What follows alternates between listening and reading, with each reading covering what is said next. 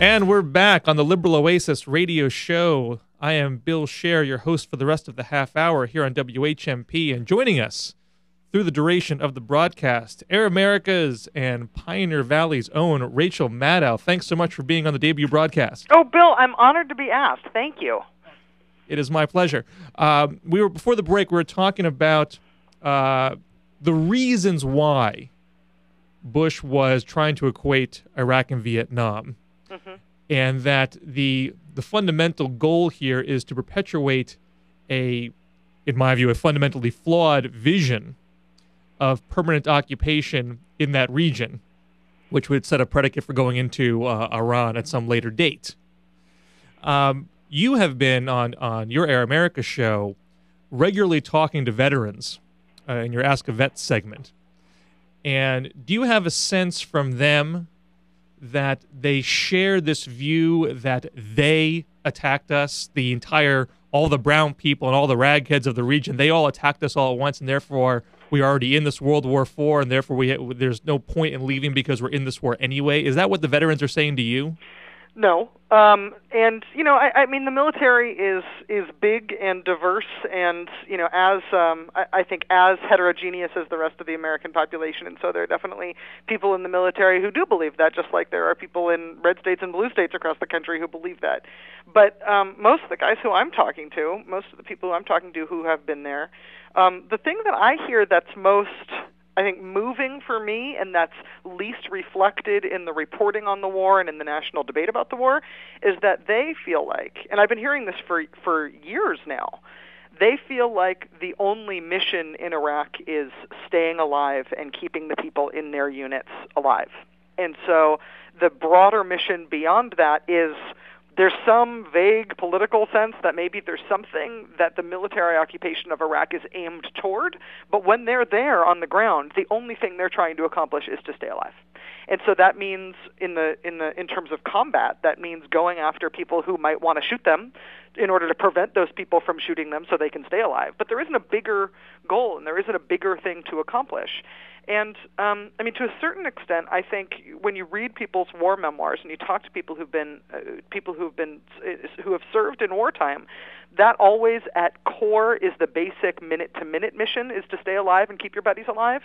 But in normal wars, there's some sort of sense that there's some bigger purpose that you're serving, whether it's defending your country or whether it's getting one over on your enemies. And that larger sense of purpose isn't there in Iraq and hasn't been there for a really, really long time.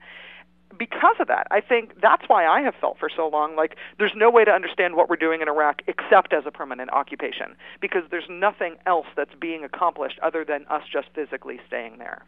Now, you talked this week about this new push from the former Iraqi Prime Minister Iyad Allawi to hire a well-connected Republican lobbying firm to try to push the current Prime Minister Maliki out and reinstall Allawi, which would seem to cut against notions of democracy and self-determination that allegedly we are in Iraq to promote. Right. When you hear conservative Democrats and when you hear Republicans, when you hear the White House talk now about what it is that we're trying to accomplish in Iraq, when they try to define a mission, the one common denominator thing you're likely to hear is that we need an Iraq that can sustain itself and defend itself. We need a legitimate Iraqi government that has a legitimate exercise of not only force but authority within that country. We're trying to shore up and create this fledgling democracy, this fledgling government, and do all we can to support them. We have very high expectations for them, right? Like that's what you hear in kind of the best case scenario, what we're trying to do in Iraq.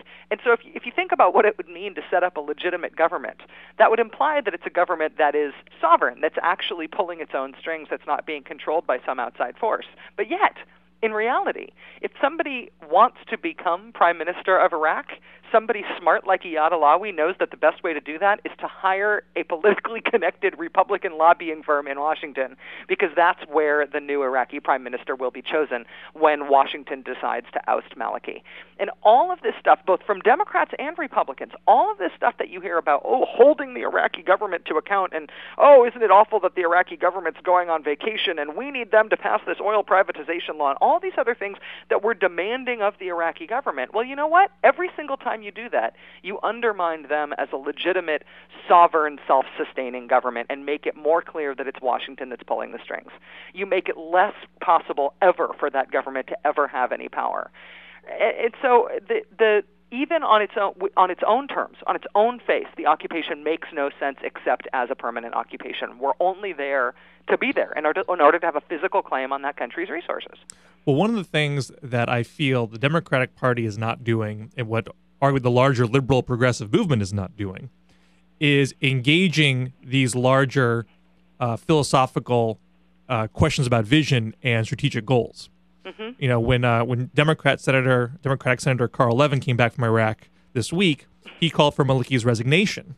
He called for the Iraqi parliament to oust him, which also is not in sync with true support of self-determination and democracy. Right. Who are you to say who their leader should be? The whole idea, if we're supporting democracy, you should say, well, I want the Iraqi people to choose their leaders, and we'll support whoever they pick. That would be real support of democracy. Well, I guess that's my question to you is, where should the liberal movement come down on? How should we be talking about these issues so we are articulating a alternative vision that would be more successful and promising than what's currently in place? Well, Bill, that's the big question, and for me, it's a pretty easy answer because I've been thinking about it for a really long time. And I feel like I'm like most Americans under no illusions about the threat of terrorism, and even though terrorism and Iraq were two totally separate issues before we invaded that country, if we create a failed state in Iraq, which we are 90% of the way toward doing, then a failed state is a dangerous thing anywhere in the world, but particularly in the Middle East, in terms of what that provides to terrorist enemies of the West and America, in terms of there being some sort of sanctuary for them. I know that sounds like it's coming in part in reaction to the White House, but that's also something that I believe that. I believe that there can't be failed states, not only for terrorism, but also for the citizens of that country. And in order for there not to be a failed state, you need to have a functioning government. And in order for there to be a functioning government, whatever kind of government it is, you can't have a foreign occupying army in your streets.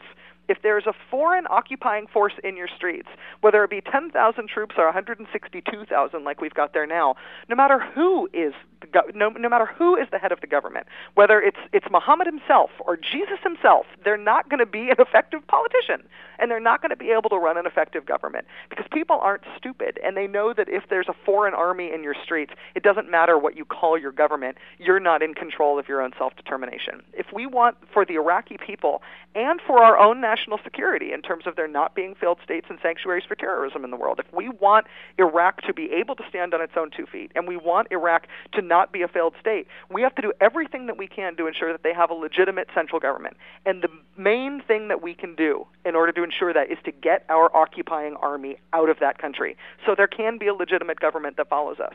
There will never be a successful government in Iraq as long as somebody else's army is in their streets. And that's something you don't need to be a genius to figure out. I mean, you can just imagine what it would be like in our own country if there were foreign troops in our streets, and how that would make us feel about our Vichy government that was in place.